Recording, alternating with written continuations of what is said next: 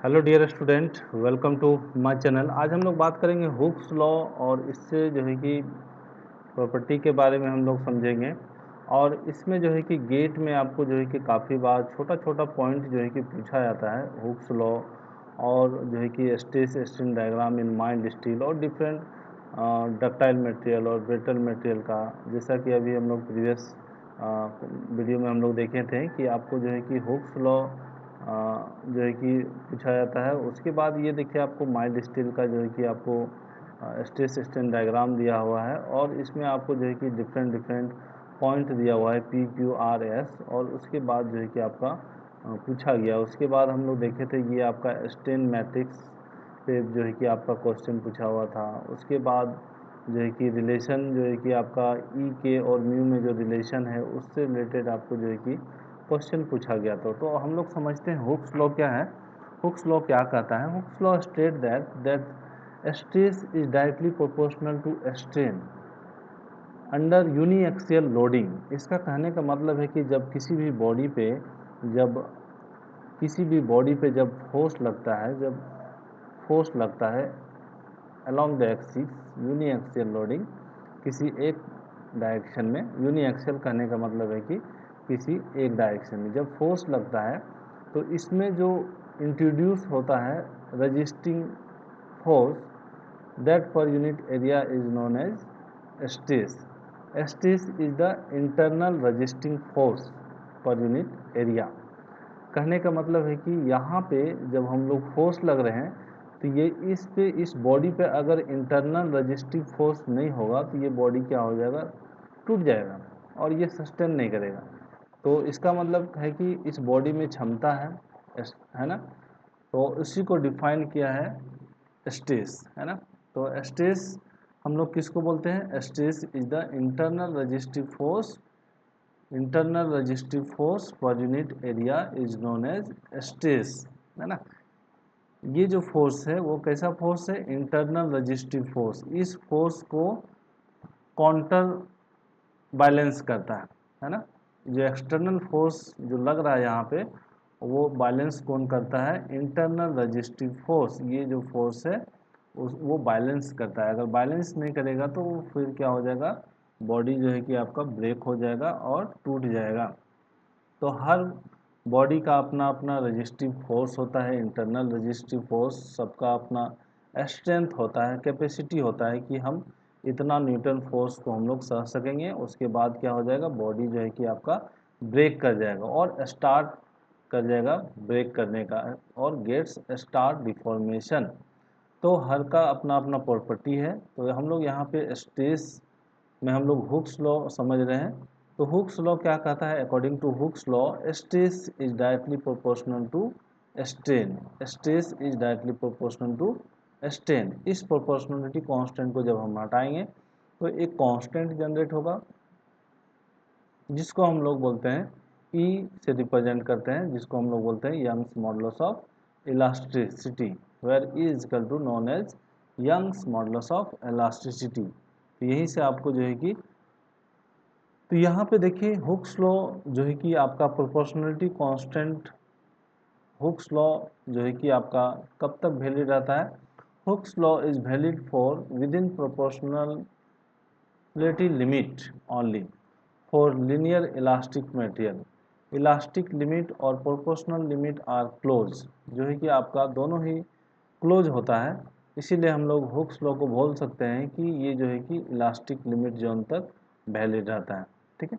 तो अगर हम लोग माइल्ड स्टील का अगर हम लोग बात करें, अगर हम लोग माइल्ड स्टील का स्ट्रेस स्ट्रेन डायग्राम हम लोग बात करें, ये जब हम लोग माइल्ड स्टील को जब हम लोग टेस्ट करते हैं तो इस तरह का जो है कि आपका एक ग्राफ आता है जिसको हम लोग बोलते हैं stress strain diagram in mild steel. ठीक है। तो ये आपका स्ट्रेस है और ये आपका स्ट्रेन है। ये आपका एक्स डायरेक्शन है और ये आपका वाई डायरेक्शन। तो ये आपका जो है कि ये प्रोपोर्शनल लिमिट और यहीं पे आपका जो है कि इलास्टिक लिमिट। तो प्रोपोर्शनलिटी लिमिट कहने का मतलब है कि आपका जितना स्ट्रेन होगा, अगर 1 यूनिट स्ट्रेन है तो 1 यूनिट स्ट्रेस भी होगा। अगर 2 यूनिट स्ट्रेस है तो आपका स्ट्रेन भी 2 यूनिट होगा। दैट मीन्स ये आपका जो है कि ये जो है कि आपका स्ट्रेट लाइन फॉलो करेगा ना, straight line within the elastic limit. और प्रोपोर्शनलिटी लिमिट, पहले proportionality limit then elastic limit. और इलास्टिसिटी लिमिट और प्रोपोर्शनल लिमिट में काफ़ी माइक्रो डिस्टेंस होता है, जिसके कारण हम लोग इसको, ये भी माइक्रो लेवल पे ये क्या होता है, ये स्ट्रेट लाइन ही फॉलो करता है, इसीलिए हम लोग इसको भी हम लोग क्या बोलते हैं, एक स्ट्रेट लाइन ही है। ठीक है, तो इसीलिए हम लोग बोलते हैं Hooke's law is valid up to elastic limit, है ना। लेकिन अगर ऑप्शन में, अगर आपको ऑप्शन नंबर में दिया होगा प्रोपोर्शनलिटी लिमिट, प्रोपोर्शनल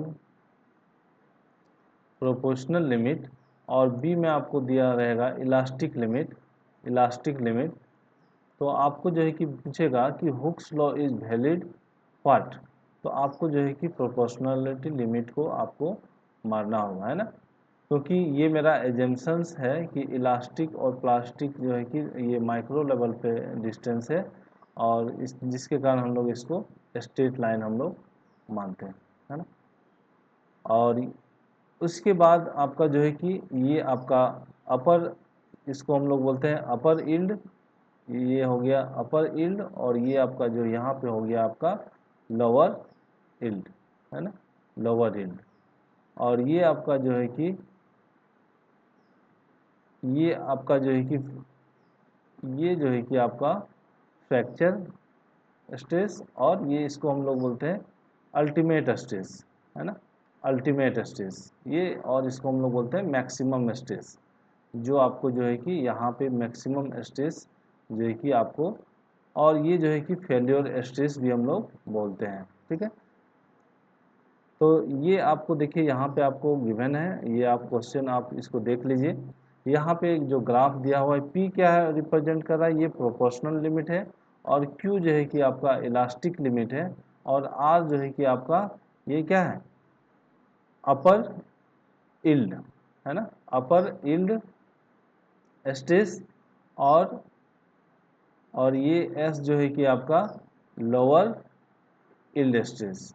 ठीक है, तो आप यहाँ पे देख लीजिए पी मेरा क्या है, इसको मैच करना है, पी मेरा क्या है प्रोपोर्शनलिटी लिमिट, ठीक है, और क्यू मेरा क्या है इलास्टिक लिमिट, और आर मेरा क्या है, आर देख लीजिए अपर यील्ड लिमिट और पॉइंट। ठीक है, उसके बाद एस मेरा है लोअर यील्ड पॉइंट। ठीक है, तो ये जो है कि आपका, और इलास्टिक, और ये फेल्योर, ये क्यू आपको यहाँ पे जो जो लास्ट वाला है, इसको हम लोग बोलते हैं फेल्योर, है ना। जो यहाँ पे जो हम बात कर रहे हैं, ये जो है कि फेल्योर, इस जगह पे जो है कि आपका फेल हो जाएगा, ये फेल्योर स्टेज है, और ये आपका अल्टीमेट स्टेज जिसको हम लोग बोलते हैं। ठीक है, तो ये आपको जो है कि ग्राफ आपको याद होना चाहिए। तो माइल्ड स्टील के लिए आपका ये है, और अगर डक्टाइल मटेरियल का पूछेगा तो आपको इस तरह से जो है कि आपका ये जो है कि डक्टाइल मटेरियल। ठीक है, एक क्वेश्चन में आपको पूछा हुआ है कि डक्टाइल मटेरियल का ग्राफ, डिफरेंट डिफरेंट टाइप का ग्राफ दे दिया, ये आपका दिया गिवन था, और एक आपका ये गिवन है, और इस तरह का जो है कि आपका डिफरेंट डिफरेंट ग्राफ को जो है कि प्लॉट किया हुआ है, और पूछा गया है कि इसमें ब्राइटल मटेरियल का जो है कि कौन सा ग्राफ है। ठीक है, और आपको जो है कि थर्ड में जो है कि इस तरह का आपको जो है कि ग्राफ दिया हुआ है, तो आपको बताना है। तो इस तरह का जो है कि ब्राइटल मटेरियल जो है कि सडन फेल्योर देता है विदाउट एनी इंफॉर्मेशन, है ना, वो नहीं यील्ड फॉर्म करेगा, लोअर यील्ड फॉर्म करेगा, नहीं प्लास्टिक जोन में जाएगा। ठीक है, ये किसी तरह का डायरेक्ट जो है कि अल्टीमेट स्टेज पे जो है कि फेल हो जाएगा। ठीक है, तो हम लोग बात करते हैं स्ट्रेस का। तो स्ट्रेस को अगर हम लोग डिफाइन करेंगे यहाँ पे, तो स्ट्रेस क्या है, stress is the internal resistance offered by the material against the deformation. तो क्या है कि स्ट्रेस क्या है, इंटरनल रजिस्टिव फोर्स, जो एक्सटर्नल फोर्स के कारण जो इंटरनल रजिस्टिव कि उसको रोकने के लिए जो फोर्स डेवलप होता है, उसको हम लोग बोलते हैं इंटरनल रजिस्टिंग फोर्स, है ना, अपोजिंग फोर्स। तो वो जो डिफॉर्मेशन को बचाने के लिए जो आपका इंटरनल रजिस्टिव फोर्स डेवलप होता है, उसी को हम लोग क्या बोलते हैं, stress is the internal resistance offered by metal against the deformation, ठीक है। The deformation is free to occurs then stress will not develop. अगर यदि उसमें डिफॉर्मेशन को अगर फ्री कर दिया जाए तो वो क्या हो जाएगा, स्ट्रेस डेवलप नहीं होगा, ठीक है। तो स्ट्रेस के लिए क्या होगा, उसमें आपका इंटरनल रेजिस्टिव फोर्स डेवलप होना चाहिए, ठीक है। और ये आपका स्ट्रेस है।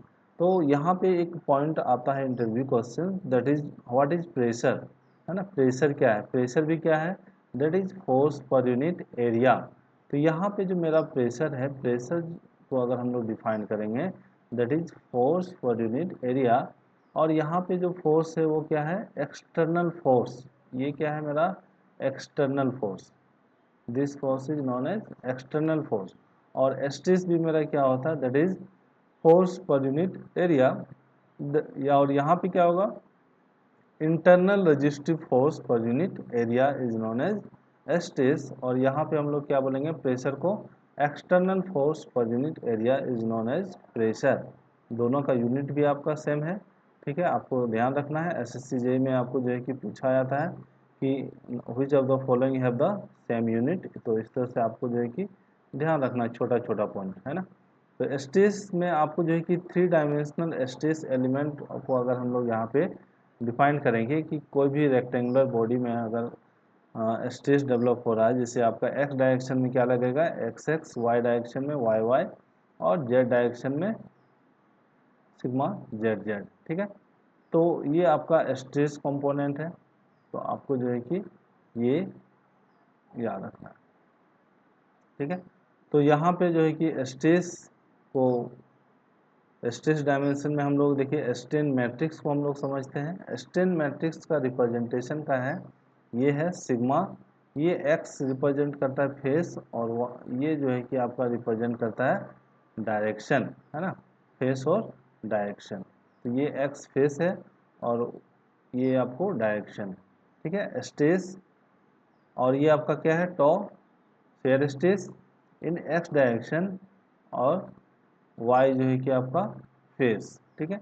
और यहाँ पे क्या है, शेयर स्ट्रेस, ये एक्स फेस है और ये आपका डायरेक्शन है। तो ये आपका tau y x sigma y y tau y z, ये tau z x tau z y sigma z z, ठीक है। तो ये आपका जो है कि फेस है। तो ये आपको एक्स फेस में आपको सारे को रिप्रेजेंट कर रहा है, और ये एक्स हो गया, वाई हो गया, और ये जेड हो गया। सिमिलरली यहाँ पे वाई फेस रिप्रेजेंट कर रहा है, तो ये आपका वाई फेस में एक्स डायरेक्शन, वाई डायरेक्शन और Z direction. Similarly Z face में ये जेड फेस है, तो यहाँ पे जेड फेस में एक्स डायरेक्शन, वाई डायरेक्शन और जेड डायरेक्शन। पहले एक्स एक्स को लिख लेना है, फिर वाई वाई, फिर जेड जेड। और यहाँ पे ये डायगोनल जो है कि रिप्रेजेंट करता है स्ट्रेस का, है ना। और ये आपको जो है कि अदर जो है कि आपका शेयर स्ट्रेस, ठीक है। तो ये आपको याद रखना है कि ये शेयर स्ट्रेन मैट्रिक्स किस तरह से रिप्रेजेंट करते हैं। सिमिलरली ये 2 डायमेंशनल का बात करेंगे तो हम लोग दो ही कंपोनेंट, दो ही का लेंगे, सिर्फ ये वाला पार्ट लेंगे हम लोग, ठीक है। सिर्फ और सिर्फ जो है कि हम लोग इतना ही लेंगे, ठीक है। इसको हम लोग बोलेंगे 2 डायमेंशनल। तो यहाँ पे अगर हम लोग बात करें तो ये जो है कि टॉ एक्स वाई और टॉ वाई एक्स आर इक्वल, ठीक है। जो है कि दोनों ही कंपोनेंट जो है कि इक्वल होगा। आपको जो है कि एक्स वाई लिखे या फिर वाई एक्स लिखे, आपको यहाँ पे कंफ्यूज नहीं होना है। जैसे आपका यहाँ पे जेड एक्स है और ये एक्स जेड है, तो ये दोनों जो है कि आपका इक्वल होगा, ठीक है। सिमिलरली ये दोनों जो है कि इक्वल होगा, सिमिलरली जो है कि ये दोनों जो है कि इक्वल होगा, ठीक है। तो 2 डायमेंशनल स्ट्रेस मैट्रिक्स हम लोग देख लिए, ठीक है। और सिमिलरली हम लोग स्ट्रेन मैट्रिक्स का बात करें तो ये जो है कि स्ट्रेन मैट्रिक्स का अगर हम लोग बात करें तो ये देखिए strain x direction x x, ठीक है। ये से स्ट्रेन जो आपका है डी एल बाय एल, ठीक है। और ये आपका है शेयर स्ट्रेन, ठीक है। इसको हम लोग क्या बोलते हैं, फाई को शेयर स्ट्रेन, ठीक है। फाई को हम लोग क्या बोलते हैं, शेयर स्ट्रेन, शेयर स्ट्रेन याद रखना। तो ये स्ट्रेन है और ये आपका शेयर स्ट्रेन। तो यहाँ पे 5xy/2 है, यहाँ पे 5xz/2 है। तो ये जो डायगोनल एलिमेंट होगा वो मेरा क्या है, स्ट्रेन को रिप्रेजेंट करेगा, और ये जो आपका है अदर कंपोनेंट वो आपका क्या रिप्रेजेंट करेगा, शेयर स्ट्रेन। शेयर स्ट्रेन को हम लोग फाई से रिप्रेजेंट करते हैं, ठीक है। तो ये आपको याद रखना है, ठीक है। और ये बाई 2 होता है। अगर ये 2 डायमेंशनल के केस में अगर हम लोग बात करें तो सिर्फ और सिर्फ हम लोग इतना ही लेंगे, ठीक है, ठीक है। तो और अगर आपको इसी तरह से आपको अगर यहाँ पे 2 डायमेंशनल को अगर लिखने बोलेगा तो ये हम लोग इस तरह से लिख सकते हैं। तो अगर हमको पूछा जाए कि total shear strain in X Y plane, X Y plane में मेरा टोटल जो है कि शेयर स्ट्रेन हम लोग किसको बोलते हैं, फाई को। टोटल शेयर स्ट्रेन पूछा जाए तो हम लोग बोल सकते हैं ये दोनों को सम कर लेंगे, है ना, ये यहाँ पे 2 होगा। तो 5xy/2 प्लस 5yx/2, ठीक है। तो ये दोनों सेम होगा, हम लोग यहाँ से बोल सकते हैं कि total shear strain that is 5। अगर किसी तरह से आपको जो है कि स्ट्रेन मैट्रिक्स दे दिया जाएगा और गेट में पूछा जाएगा कि what is the total strain, तो आपको यहाँ पे सम दोनों को ऐड कर देना है, फिर आपको जो है कि बता देना है कि ये होगा, ठीक है। अब हुक्स लॉ को हम लोग हुक्स लॉ का एप्लीकेशंस का बात करते हैं हम लोग यहाँ पे कि रिप्रेजेंटेशन हम लोग किस तरह से कर सकते हैं। तो हुक्स लॉ देखिए, stress in x direction, stress in Y direction. अगर हम लोग स्ट्रेन का बात करेंगे तो हम लोग डिफॉर्मेशन, हम लोग एक्स डायरेक्शन का बात कर रहे हैं तो हम लोग लिख सकते हैं डिफॉर्मेशन इन एक्स डायरेक्शन क्या है, ये एल होगा upon total length, change in length upon total length. Similarly हम लोग वाई डायरेक्शन में अगर हम लोग बात करेंगे, ये वाई डायरेक्शन में, तो हम ये वाई डायरेक्शन आपका ये है, बी है ये वाला, तो हम लोग यहाँ पे बोल सकते हैं del B upon B, change in Y direction upon total length. Similarly अगर हम लोग जेड डायरेक्शन में अगर हमको पूछा जाए तो हम लोग क्या बोल सकते हैं, ये आपका जेड डायरेक्शन। यहाँ पे देखिए हम लोग कोऑर्डिनेट दिखाएं, ये एक्स डायरेक्शन में है, ये वाई डायरेक्शन में है, और ये आपका जेड डायरेक्शन में। जेड डायरेक्शन में क्या है, डी है ना, और वाई डायरेक्शन में मेरा क्या है, बी है, और एक्स डायरेक्शन में मेरा क्या है, एल है। तो हम लोग यहाँ से अगर टोटल स्ट्रेन अगर पूछा जाए, वॉल्यूमेट्रिक स्ट्रेन इसी को बोलते हैं, वॉल्यूमेट्रिक स्ट्रेन जो है कि टोटल वॉल्यूम में कितना चेंजेज हुआ, that is strain in x direction plus strain in Y direction plus strain in Z direction, तीनों को हम लोग जोड़ देंगे स्ट्रेन निकालने के बाद, और हम लोग बोल देंगे कि ये इतना वैल्यू हुआ, ठीक है। तो हम लोग जैसा कि अगर यूनि डायरेक्शन के केस में अगर हम लोग बात करें, स्ट्रेन इन एक्स डायरेक्शन, सिर्फ और सिर्फ एक्स डायरेक्शन पे अगर हम लोग बात करेंगे तो हम लोग अकॉर्डिंग टू हुक्स लॉ जो है कि हम लोग यूनिडायरेक्शनल के केस में हम लोग stress is directly proportional to strain के केस में हम लोग यहाँ पे फॉर्मूला हम लोग जो है कि फाइंड कर लेंगे कि क्या मेरा स्ट्रेन है, यही तो स्ट्रेन है, दैट इज सिग्मा अपॉन ई। अगर ये एक्स डायरेक्शन में हम लोग फाइंड कर रहे हैं तो ये आपका जो है कि स्ट्रेन इन एक्स डायरेक्शन जो है कि आपका रिप्रेजेंट हो गया, ठीक है। तो ये आपको हुक्स लॉ से आता है, ठीक है। इसी तरह अगर आपको बोल देगा कि जो है कि तीनों डायरेक्शन में आपको जो है कि फाइंड करना है, 3 डायमेंशनल के केस में फाइंड करना है, तो वहाँ पे जो है कि पॉइजन्स रेशियो जो है कि आपको इंट्रोड्यूस होगा। सिर्फ और सिर्फ जो है कि एक्स डायरेक्शन में लग रहा है फोर्स, तो उस केस में जो है कि हम लोग यहाँ पे सिर्फ एक ही कंपोनेंट में हम लोग बात करेंगे, सिर्फ सिग्मा एक्स, ठीक है। और जहाँ पे हम लोग लेटरल डायरेक्शन में अगर हम लोग फाइंड करना है, उस फोर्स के कारण अगर लेटरल डायरेक्शन में फाइंड करना है, तो वहाँ पे पॉइजन्स रेशियो, तो पॉइजन्स रेशियो क्या कहता है, Poisson's ratio that is lateral strain upon longitudinal strain.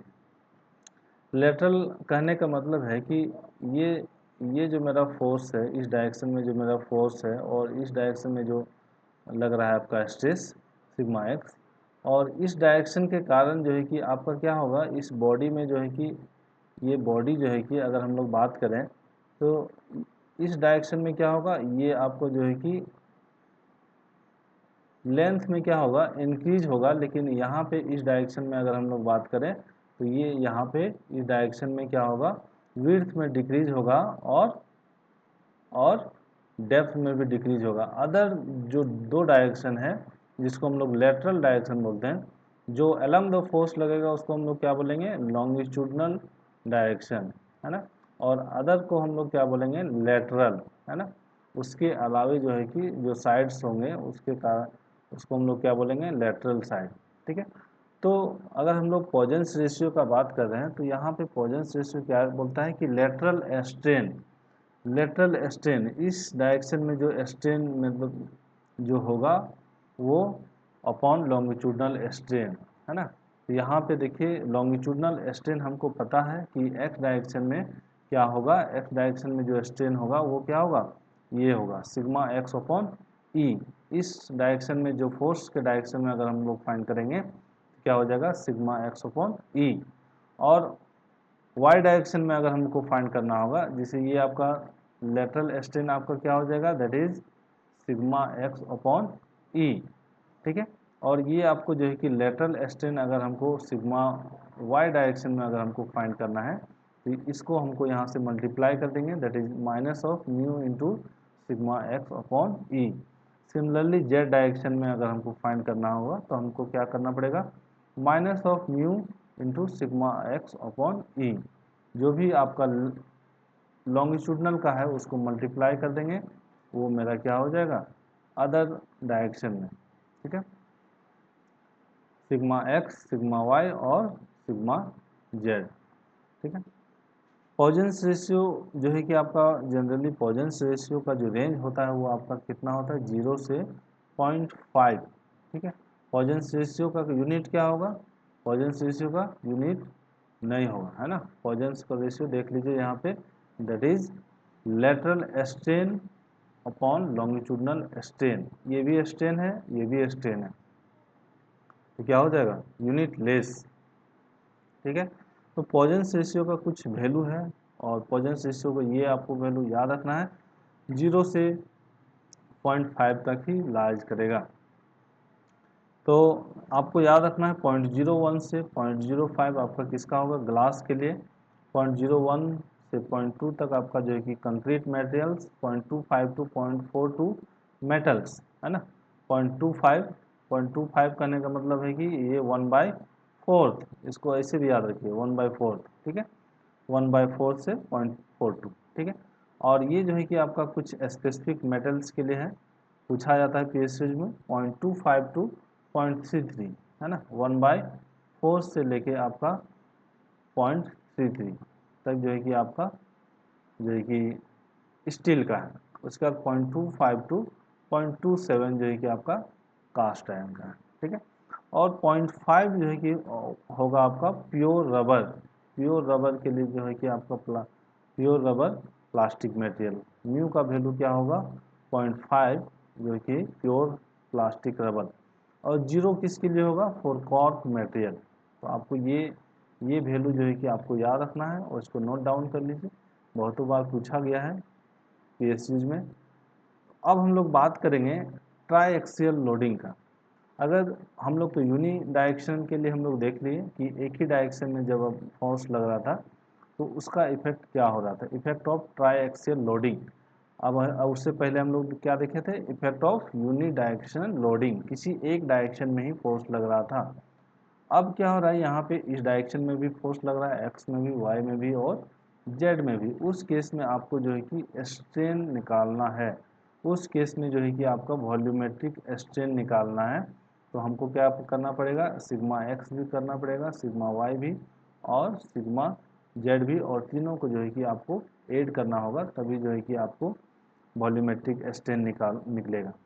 तो resultant strain in x direction, अगर हम लोग एक्स डायरेक्शन का बात करें, सिर्फ और सिर्फ हम लोग क्या कैलकुलेट कर रहे हैं, पहले सिग्मा एक्स, पहले हम लोग sigma x strain strain in x direction हम लोग कैलकुलेट करेंगे, फिर वाई डायरेक्शन, फिर जेड डायरेक्शन, तीनों को कैलकुलेट करेंगे, फिर हम लोग सम करेंगे।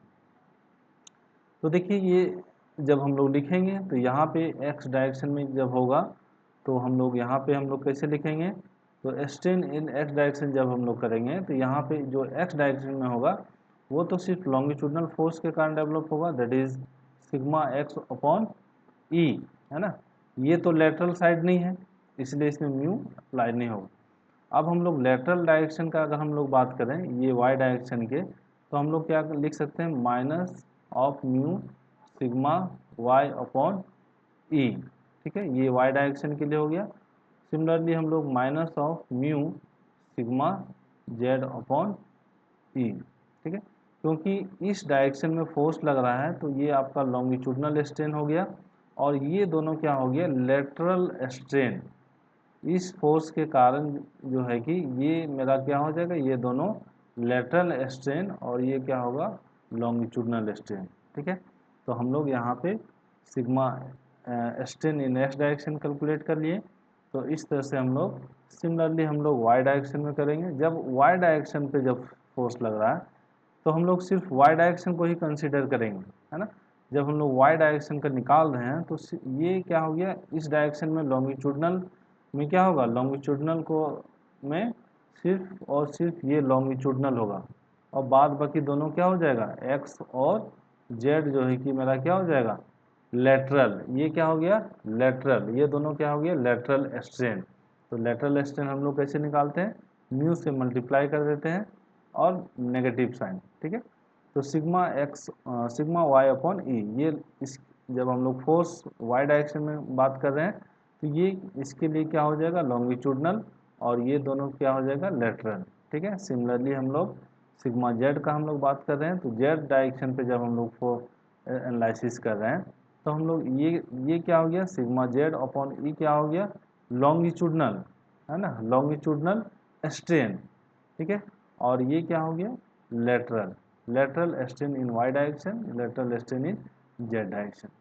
जब हम लोग जेड कैलकुलेट कर रहे हैं तो ये देखिए एक्स और वाई क्या हो गया, लेटरल फेस, उस लेटरल फेस में स्ट्रेन जो डेवलप हो रहा है ये आपको जो है कि रिप्रेजेंट कर रहा है। दैट मीन्स इसमें आपका लेंथ इंक्रीज हो रहा है और इस डायरेक्शन में डिक्रीज हो रहा है ना, अदर फेसेस में। तो वॉल्यूमेट्रिक स्ट्रेन अगर हम लोग बात करें, वॉल्यूमेट्रिक स्ट्रेन दैट मीन्स अगर ओवरऑल वॉल्यूम में कितना चेंजेज आ रहा है, strain that means change in volume, change in volume upon total volume, इसी को हम लोग बोलते हैं वॉल्यूमेट्रिक स्ट्रेन, इसी को हम लोग बोलते हैं वॉल्यूमेट्रिक स्ट्रेन। तो यहाँ से अगर हम लोग वॉल्यूमेट्रिक स्ट्रेन अगर हमको कैलकुलेट करना है तो ये तीनों को हमको सम करना पड़ेगा, that is algebraic sum of linear strain strain in three direction, तीनों डायरेक्शन को हम लोग ऐड करेंगे, फिर हम लोग क्या मिलेगा, volumetric strain, that is sigma x plus sigma Y sigma Z by E. जब हम लोग यहाँ पे पुट करेंगे, जो अभी हम लोग ये जो इक्वेशन लिखे हैं तीनों का, जब हम लोग पुट करेंगे तो ये मेरा sigma x sigma Y sigma Z, और ये जो है कि कॉमन आएगा, और यहाँ से जो है कि 1 माइनस टू म्यू होगा। इसको आप सॉल्व कीजिएगा, सारे को पुट कीजिएगा, तो ये जो है कि वॉल्यूमेट्रिक स्ट्रेन का फॉर्मूला यहाँ से ड्राइव हो गया, ठीक है। तो अगर हम लोग अब यहाँ पे बहुत सारा केस आता है, अभी तो हम लोग बात किए हम लोग सिर्फ ये वॉल्यूम पे, है ना। अगर ये बॉडी अगर हम लोग बात किए एल बी और डी का हम लोगों के रिस्पेक्ट में बात किए, और यहीं पे अगर बात किए कि यहाँ पे जो मेरा सिग्मा एक्स और सिग्मा वाई और सिग्मा जेड, यहाँ पे अगर हाइड्रोस्टैटिक्स फोर्स होगा, sigma Z hydrostatic force means चारों तरफ से equal amount of stress develop हो रहा है, that means sigma x sigma Y और सिग्मा जेड क्या हो जाएगा, सिर्फ सिग्मा आ रहा है। इसको हम लोग बोलते हैं हाइड्रोस्टैटिक फोर्स और लोडिंग, है ना। तो यहाँ पे क्या होगा, इक्वल अमाउंट ऑफ चारों तरफ से जो है कि इक्वल प्रेशर और फोर्स लगेगा, जिसके कारण equal amount of stress induce होगा, ठीक है। तो हाइड्रोस्टैटिक्स के केस में आप यहाँ पे ये जो फार्मूला है सिग्मा एक्स वाई को जेड को सिर्फ सिग्मा लिख दीजिए, तो क्या हो जाएगा, थ्री सिग्मा अपन ई 1 माइनस टू म्यू। ये बहुतों बार जो है कि पूछा गया है, और यहीं से जो है कि आपका एक डेरिवेशन आता है, that is E is equal to 3k 1 minus two mu. अब यहाँ पे देखिए वॉल्यूमेट्रिक स्ट्रेन अगर हम लोग बात करें, वॉल्यूमेट्रिक स्ट्रेन, तो ये जो आपको जो है बल्क मॉडुलस, के मेरा क्या है, बल्क मॉडुलस, तो बल्क मॉडुलस का अगर हम लोग डिफिनेशन अगर हम लोग बात करें कि तो क्या होता है, direct stress upon volumetric strain, ये फार्मूला जो है कि आपको याद होना चाहिए। तो यहाँ से अगर हम लोग ये इक्वेशन 1 हो गया, और ये इक्वेशन जो है कि आपका बल्क मॉडुलस से आया है, और इसी को हम लोग रीअरेंज किए हैं, तो यहाँ पे लिख रहे हैं volumetric strain is equal to direct stress और लॉन्गिट्यूडनल स्ट्रेस अपॉन के। और इसी को जब हम लोग यहाँ पे पुट करेंगे, इस जगह पे देखिए यहाँ पे मैंने पुट किया है, तो सिग्मा बाई के is equal to 3 sigma upon E, ये सिग्मा और ये सिग्मा कैंसिल आउट हो जाएगा, ये ई यहाँ पे आएगा, क्रॉस मल्टीप्लाई कीजिए तो क्या हो जाएगा, E is equal to 3k 1 minus 2 mu. ये जो है कि काफ़ी इम्पॉर्टेंट फार्मूला है, E is equal to 3k 1 minus 2 mu. और एक रिलेशन है E is equal to 2g 1 plus mu, है ना। तो यहाँ पे दोनों फार्मूला को रिलेशनशिप बिटवीन ई के एंड म्यू, है ना। ये जो है कि काफ़ी बार न्यूमेरिकल पूछा जाता है, किसी में आपको जी दे देगा, किसी में ई दे देगा, तो और ये म्यू पूछेगा, है ना। और किसी में म्यू दे देगा, किसी में म्यू का वैल्यू गिवन होगा, के का वैल्यू गिवन होगा, और ये आपको ई का वैल्यू आपको यंग्स मॉडुलस ऑफ मटेरियल का पूछेगा, है ना। 3 पैरामीटर्स हैं, 3 पैरामीटर्स में 2 पैरामीटर्स को गिवन करेगा और 1 पैरामीटर्स को अननोन करेगा। ये गेट का क्वेश्चंस है, और एसएससी जेई का फेवरेट क्वेश्चन है अगर न्यूमेरिकल्स आता है तो, ठीक है। केस नंबर 2 का अगर हम लोग बात करें, केस नंबर 1 में हम लोग देखें, ठीक है। अगर हम लोग बात करें if after loading no volume change, अगर हम लोग वो बात कर रहे हैं कि आफ्टर लोडिंग अगर हम लोग फोर्स दे रहे हैं, वहाँ पे जो है कि वॉल्यूम जो है कि चेंज हो ही नहीं रहा है, तो उस केस में आपको क्या होगा, उस केस में उसका म्यू का वैल्यू क्या होगा, म्यू का वैल्यू क्या हो जाएगा, म्यू इजकल टू 0.5, है ना।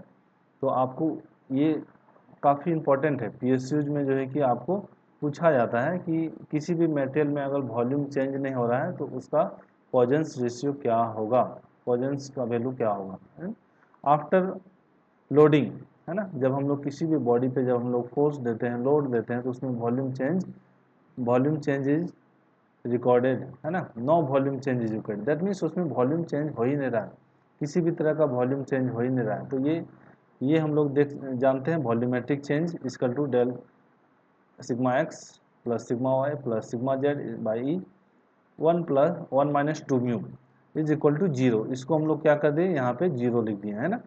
तो या तो अब हम लोग यहाँ पे इस 2 इक्वेशन है, 2 पार्ट में है, ये गुना ये, या तो ये 0 होगा या तो ये 0 होगा, तब ये 0 हो जाएगा, है ना। तो either sigma x plus Y is equal to 0, either 1 minus 2 is equal to 0। तो यहाँ पे अगर हम लोग बात करें तो ये तो हम लोग 0 कर नहीं सकते हैं, है ना, ये तो 0। तो अब यहाँ पे देखिए 1 माइनस 2 म्यू, 1 माइनस 2 म्यू, इसको जब हम लोग करते हैं तो मेरा जो इक्वेशन आता है, जब इसको सॉल्व कीजिएगा तो म्यू का वैल्यू आएगा 0.5, है ना। तो यहाँ पे जो है कि for metals mu can not be equal to 0.5, metal का जो है कि आपको 0.5 वैल्यू नहीं हो सकता है, ठीक है। Hence sigma x plus sigma Y plus sigma Z is equal to, ठीक है। तो ये मेटल्स की बात करें तो मेटल्स में क्या होगा, ये वैल्यू नहीं हो सकता है, मेटल का वैल्यू ये नहीं हो सकता है, इसीलिए ये वैल्यू हो सकता है sigma x plus sigma Y plus sigma Z is equal to 0। That means ये जो है कि समेसन 0 हो सकता है, लेकिन ये नहीं हो सकता है, can not be equal to 0। तो यहाँ पे ये आपको जो है कि याद रखना है। तो यहाँ पे जो है कि पूछा जाता है if after unloading no volume change is recorded, that means जो है कि आपका ये म्यू का वैल्यू 0.5 नहीं हो सकता है, ठीक है, फॉर मेटल के केस में। और हम लोग यहाँ पे देखिए सिलेंड्रिकल बॉडी में अगर हम लोग बात करें, ये जैसे कि सिलेंड्रिकल बॉडी है, ठीक है, ये आपका लेंथ है और डायमीटर है, तो वॉल्यूमेट्रिक चेंज यहाँ पे देखिए लेंथ और डायरेक्शन में, है ना, डायमीटर में।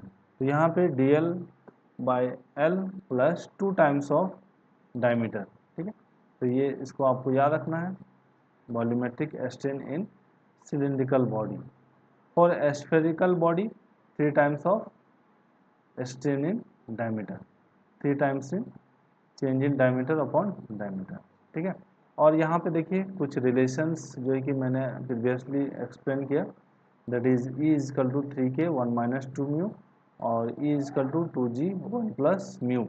और एक रिलेशन है जब इन दोनों को कंबाइंडली एक्सप्लेन किया जाता है, ड्राइव किया जाता है, तो E is equal to 9kg upon 3k plus जी।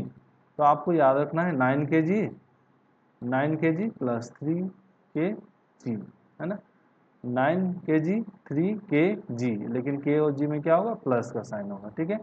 और यहाँ पे म्यू का देख लीजिए, 3k minus 2g, 6k plus 2g, तो यहाँ पे भी 2g, यहाँ पे भी 2g, ये यहाँ पे 3k, यहाँ पे 6k, यहाँ पे माइनस, यहाँ पे प्लस, ऊपर में माइनस नीचे प्लस, और ये 3 का दुगुना, ठीक है। तो आपको इसको इजीली आपको याद हो जाएगा, जब एक दो बार न्यूमेरिकल जो है कि सॉल्व कीजिएगा तो आपको इजीली याद हो जाएगा।